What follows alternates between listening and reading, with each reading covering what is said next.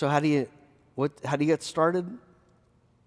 You say, well, I'm not even sure who I'd share with. Well, are you praying every day? You know the place to start? Pray every day. God, who do you want me to share with? Can you pray are you praying every day for somebody to share with? Are you praying, God, give me the words if I have the opportunity? Pray for specific people as God brings them to mind. And then get started. Just start a spiritual conversation.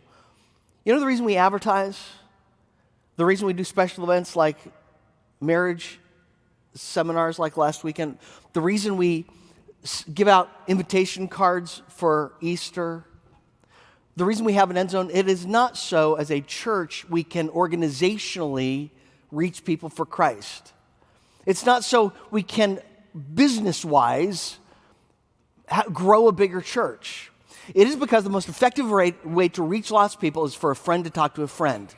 3 out of 4 people say that they would attend a church service if invited by a friend. Most people are brought to Christ because of a conversation with a friend. We do all of these things so that to give you the chance, to give you an excuse to start a spiritual conversation.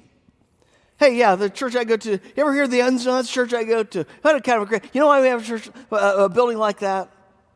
Hey, did you see that card that we sent out? Hey, our church is doing this event. We're having a men's breakfast next week. Love to have you go to the people. They may not respond to the invitation. They may not come that next week, but it gives you the opportunity to start a spiritual conversation with them. You say, I don't know what to say. Well, have you tried?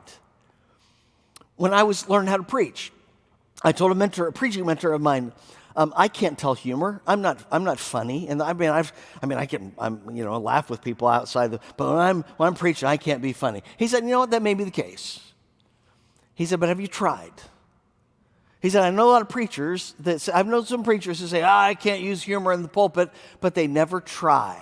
At least try. Now, some of you are saying, Brett, I wish you hadn't tried, perhaps, but you have to try. Have you tried to pray? Have you tried to look? Have you tried to ask people, hey, I'm praying for people. I was wondering, is there anything that I can pray for you? Hockey players say, you miss 100% of the shots you don't take. You're missing 100% of the shots you never try. So try. And then celebrate. You know what we celebrate? We don't just celebrate fruit. We can't produce fruit. John 15 makes it really clear. Jesus produces the fruit as we are attached to him. We celebrate obedience. So you try, and maybe somebody doesn't want to talk to you. You offer to pray, and then you celebrate that, and you let other people know, hey, this is what I've done. Would you pray for me? So who will you pray for this week? Who will you start a conversation with this week? Who will you invite this week?